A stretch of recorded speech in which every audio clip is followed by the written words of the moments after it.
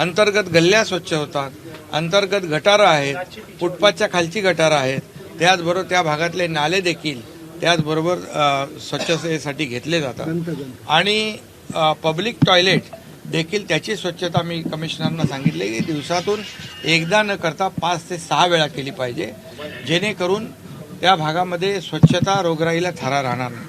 त्याचबरोबर मेडियनमध्ये किंबहुना आयलंडमध्ये मोठ्या प्रमाणावर प्लांटेशन करणे, अर्बन फॉरेस्ट तयार करणे यावर देखील फोकस केलेला आहे.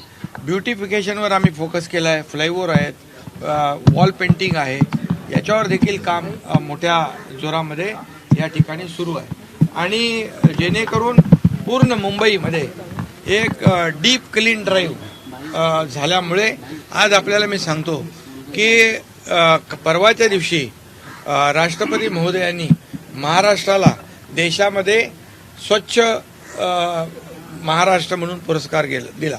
महाराष्ट्रामध्ये नंबर 1 महाराष्ट्र आला देशामध्ये स्वच्छतेमध्ये आणि त्याचबरोबर पोल्युशन 350 वरून 100 वर आलं. काही ठिकाणी आज तर 80 वर आलेलं आहे. त्यामुळे या डीप क्लीन ड्राईव्हचा मोठा परिणाम या मुंबईच्या स्वच्छतेवर झालेला आहे आणि मोठ्या प्रमाणावर स्वच्छता कर्मचारी अधिकारी अतिशय मनापासून काम करत आहेत. याचा रेप्लिका पूर्ण राज्यामध्ये आम्ही करतोय. एक एक शहर, महानगर आणि नगरपालिका आणि संपूर्ण राज्य हे डीप क्लीन ड्राईव्हच्या माध्यमातून आम्ही स्वच्छ करण्याचा संकल्प केलेला आहे. त्याचबरोबर देशाचे प्रधानमंत्री मोदी साहेबांनी जी मंदिरं स्वच्छ करण्याचा जे काही संकल्प केलेला आहे त्यांनी स्वतः काळाराम मंदिर जाऊन स्वच्छ केलं नाशिकमधलं. आम्ही देखील काल गोपीनेश्वर मंदिर ठाणे इथं सुरुवात केली. आजही आम्ही डीप क्लीन ड्राईव्हच्या माध्यमातून हनुमानचं मंदिर रस्त्यावर होती त्याचंही स्वच्छता केली आणि आयुक्तांना सांगितलंय की सर्व मुंबईतले मंदिरं आहेत ती स्वच्छ करणं, त्याचा परिसर स्वच्छ करणं, तिथे रोषणाई करणं, ह्या सगळ्या गोष्टी ज्या आहेत या आपण हाती घेतलेल्या आहेत. आणि आताच VCवर देखील मी सर्व जिल्हाधिकाऱ्यांना आयुक्तांना सांगणार आहे की राज्यातली जेवढी आपली मंदिरं आहेत ती स्वच्छ करणं, त्याचा परिसर स्वच्छ करणं, रोषणाई करणं आणि एकंदरीत जे काही वातावरण आहे राम मंदिराच्या उद्घाटनाचं हे देशभरामध्ये अतिशय पॉझिटिव्ह आहे आणि लोक आतुरतेने वाट पाहत आहेत. नरेंद्र मोदीजी या देशाचे प्रधानमंत्री, त्यांनी करोडो रामभक्तांचं स्वप्न, हिंदू हृदय सम्राट बाळासाहेब ठाकरे यांचं स्वप्न, तमाम जनतेचं स्वप्न पूर्ण केलं. त्याबद्दल मी त्यांनाही मनापासून धन्यवाद देतो. काँग्रेसमध्ये मोठा शिंगार पडला, मिलिंद देवरा पक्षप्रवेश करत आहेत. हा, आता मी ऐकतोय ते, अद्याप मला माहित नाही, पण तुम्हाला पक्षप्रवेश होता 1:30 वाजता पक्षप्रवेश त्यांचा होत असेल तर मी त्यांचं स्वागत करतो. संजय राऊतांनी टीका करताना म्हटलंय पक्षाने पदाधिकारी असतील त्यांच्यासोबत आणि कार्यकर्ते जे असतील नाही, आता त्याची मी तुम्हाला त्याची माहिती नंतर सांगतो.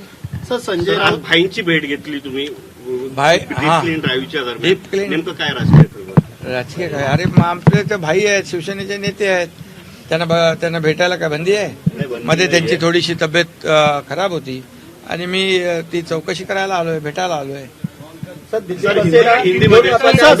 कोणी पक्ष चोरतं, कोणी बापाचा पक्ष चोरतं तर कोणी काकाचा पक्ष चोरतं. हिंमत असेल तर स्वतःचा पक्ष उभं करा आणि मग समोर निवडणूक. हा बाळासाहेबांचा पक्ष आहे, हा बाळासाहेबांचा पक्ष आहे, तोच आम्ही पुढे नेतोय.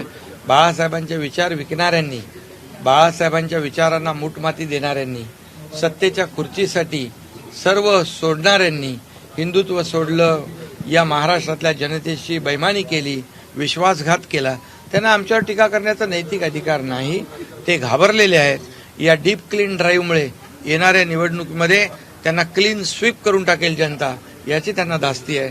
त्यामुळे त्यांचे आरोप प्रत्यारोप, आता जेव्हा त्यांच्या बाजूने निकाल लागतो ती संस्था चांगली असते, जेव्हा त्यांच्या मेरिटवर निकाल लागतो तेव्हा ती संस्था वाईट असते. मग त्याच्यावर आरोप करणं, चुनाव आयोग म्हणणं, चोरो के सरदार म्हणणं, स्पीकरवर आरोप करणं हे लोकशाहीमध्ये घातक आहे आणि याला जनता सडेतोड उत्तर येणाऱ्या निवडणुकीमध्ये देईल.